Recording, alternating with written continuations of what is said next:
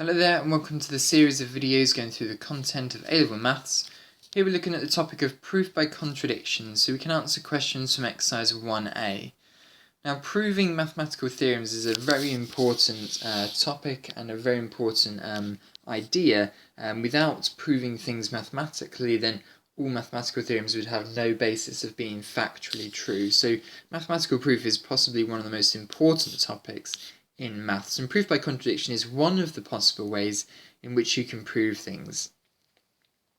And the way that proof by contradiction works has its roots in symbolic logic of not statements. Now let me just give you an example. Say you live in Manchester, UK. You definitely live here, so we are given that you live in Manchester. It is implied that you then live in England. But let's have a think about this not statement then. Does it make sense to say if you do not live in Manchester, then you do not live in England? Well, no, that doesn't make sense, this second statement here, because you could live in Liverpool or Coventry or London, and therefore you don't live in England would make no sense. Okay. So what we have to do when we have a not statement is we have to reverse the symbol. Okay, so we're now going from right to left. Let's say now that you don't live in England. Then we can show, therefore, that you don't live in Manchester, UK. Okay, so what we can show here is that if you want to take the same statements and put a bunch of nots in front of it, then the implication symbol goes in the other direction. So this is a very common way of writing a mathematical statement, that if something is happening, if something is n, then we can prove something else to do with the letter n, for example. Okay. So basically, if you don't recognise a proof by contradiction, then this is your plan of attack, in that take the second part of the mathematical statements that you're trying to prove, not the assumption. Effectively, this is our assumption. This is what we assume to be true, that you live in Manchester, and this is what you want to prove. Okay, so what you do is you take the statements that you want to prove, put a not in front of it, and then show that you do not live in Manchester. And because this contradicts your assumption, we then call this proof by contradiction. So this is the statement in red that we would like to prove. If you can prove the statement in blue, then effectively you've got a proof by method of contradiction. Effectively, it's called the contrapositive statement here you're proving. And the reason it's called proof by contradiction, as I've said, is because it contradicts our assumption that you live in Manchester to start with. So, how are you going to present your work? Well, you're going to present your work in two steps. The assumption step, where you assume that the statement is false. More precisely, the second part of that statement is false. And then in the second step, we're going to show by a few logical mathematical steps that the outcome of your assumption being false is either impossible or it contradicts one of the original statements. So in this case here, let's get started on a question now. Proof by contradiction that if n squared is even, so we know this to be true, we've got a squared even number. Then it must be true that n is even as well. The original number that was squared must be even. So we're told here that it's factually true that we 100% know for certain that n squared is an even number. And what we're looking to prove is that n is even. The original number before it was squared must be even as well. Now what we can do in this case here is not the second statement, so what we'll say is that n is going to be odd rather than not even. And we're going to prove that n squared is not even. Now if it's not even and we know that it is even, then we have a contradiction. Okay, so we know that n squared is even. Don't ever lose sight of the fact we know that n squared is an even number.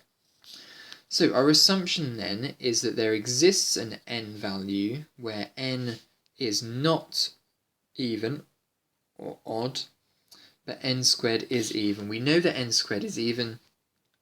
What we're going to look at doing here is proving that if n is odd, then n squared is odd. And we can do this, and the way we typically do this, and we've seen it in the first year of A-level maths, is if n is odd, then the classic way to go about this is by assuming that n is equal to 2k plus 1, square 2k plus 1, and prove that it's equal to an odd number. Now, that means that if n is odd, then n squared is odd. But we know that n squared is even. We've not lost track of the fact that n squared is definitely an even number. So, n squared is odd, which contradicts the original statement that n is odd, so n squared can be even. Then n can be even. Okay? So what we're saying here now is that if we assume that n is odd, then we get an impossible statement becoming true.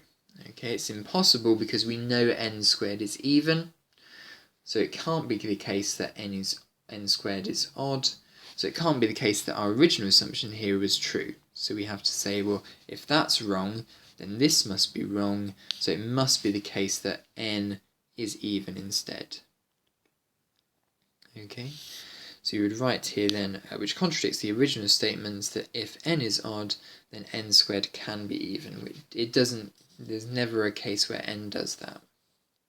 Okay, so that's how you do those types of proofs there. Now there are two famous other proofs that we need to remember and be able to recall instantly. And the first one of those is one of the most important proofs, or the most famous proofs mathematically, and that is that the square root of n is an irrational number.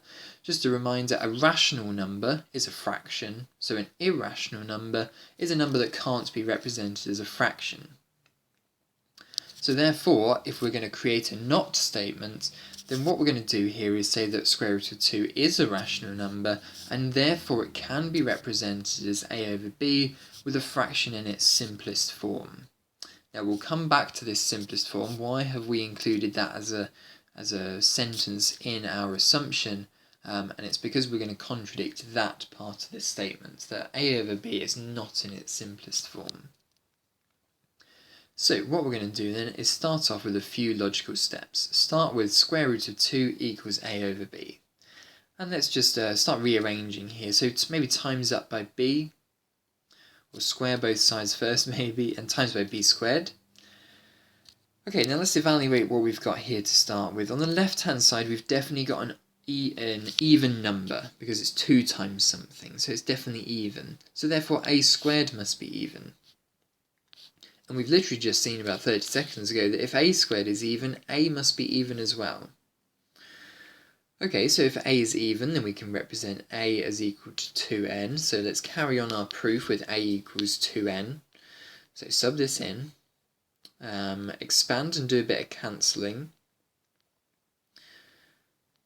And what we get here now, and evaluating at this point here, is to look at the right hand side and say, well, this is 2 times something, so therefore the right hand side must be even, so the left hand side must be even as well, so therefore b squared must be even, and we know therefore that b must be even as well.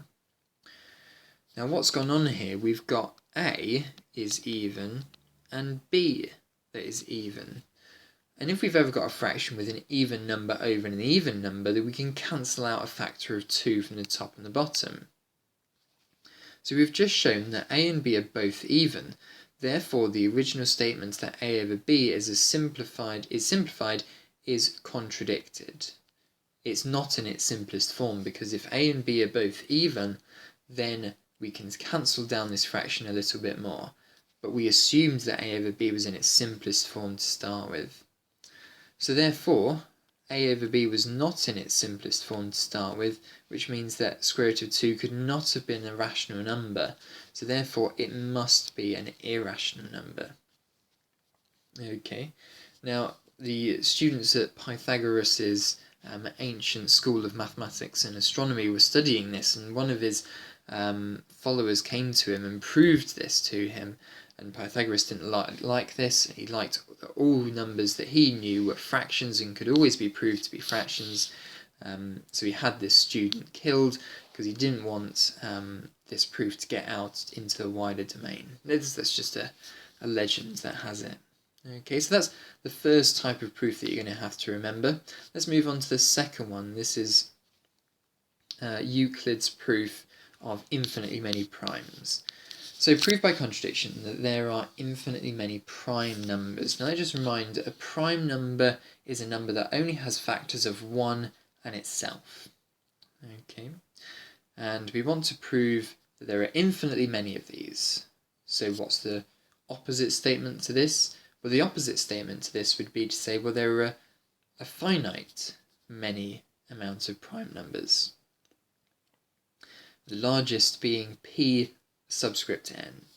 So what we can effectively do now is write out a big long list of all those prime numbers. If it's finite, if it's just a complete set of numbers, p1, p2, p3, all the way up to pn. Okay. Now what we're going to do is a very sneaky method of creating a new number, we'll call it capital N, where we multiply all of these prime numbers together and add 1. The reason we're adding on 1 here is because later on, when we try and divide by any of our prime numbers, then the remainder is always going to be 1. If we try and do, let's just do a little example up here. If we've got two numbers, let's take it as 3 and 5, our two prime numbers, then n is going to equal 3 times 5 plus 1, so we get 16. And if we were trying to divide 16 by 3, we would get 5 remainder 1, and if we were trying to divide 16 by 5, we would get 3 remainder 1. So no matter what you times n by, whichever prime number you choose, you're always going to get a remainder of 1. So there's something quite interesting about this n number. Either n is a new prime number altogether, or n has a factor that's less than n, but it cannot be any of the prime numbers pi, as this will have a remainder of 1. For example, in this example we did up here, I know that 16 is not prime because it divides by 2. So in this case here, 2 is another prime number that we didn't have in our original list of prime numbers. So therefore, what we can say is that from either one of these two sentences, that therefore the original list of prime numbers is not complete. And in fact, what's quite nice to do at this point here is to highlight the fact that it is complete and not complete, which is a contradiction. So therefore, if we've proved mathematically that we've got two contradicting statements, our assumption cannot be true. So therefore, it must therefore be true that there are infinitely many prime numbers. Okay? So there we are. Those square root of 2 and infinitely many primes are mathematical contradictions that you're going to have to be able to remember. And in all other cases, remember that not statement system. Okay? That if you want to prove a statement, take the second part of that statement, turn it into a not statement, and then prove that we get a contradiction. I've set up two questions here. The first question here is using that not statement rule. So what you have to do is start with taking n is even in this case on the left, and I've given you quite a challenge on the right hand side. So try your best with it, see how you get on.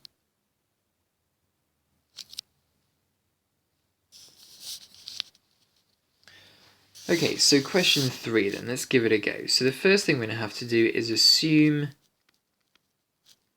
that n is even and n squared is odd. And what we're going to do is we're going to prove that this basically can never happen. So if n squared is even, so if n is even rather, then what we can do here, you've all seen the proof of this before, is write that n is equal to 2k. Let's now have a look at n squared. This is equal to 4k squared, which is clearly another even number, equals an even number. So therefore, we have a contradiction, because we're saying here that n squared is even, while at the same time saying that n squared is odd. So it can't be the case that n is even, so therefore we get a contradiction,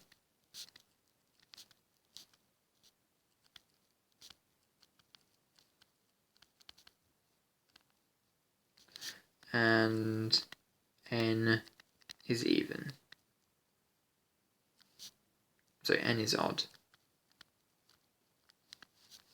Okay, so we've proved question 3 though, that's all you have to do for that one. Question 2 on this page then, so prove that log 2 of 3 is irrational. Well, what's the not statement here?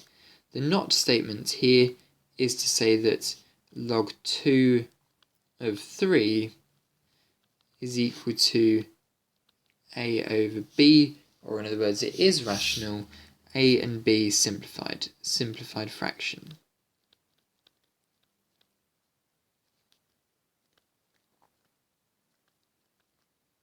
Simplified fraction, and what we'll also say here is that b cannot equal 0,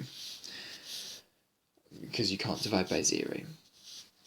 Okay, now let's start to rearrange this then. So what we're going to get in this case here is it's going to be that if we now do 2 to the power of both sides, then we get 2 to the power of a over b. This follows on directly from log base 2 of 3 equals a over b. What we'll do now is we'll power both sides by b.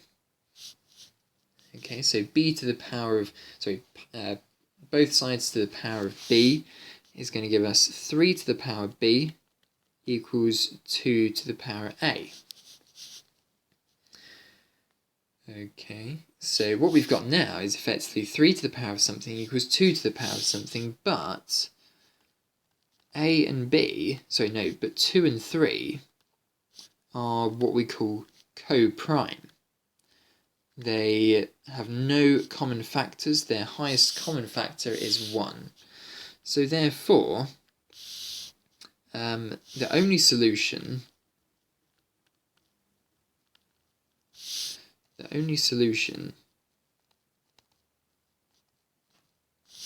is a equals 0, b equals 0, because then we'll get 1 on both sides.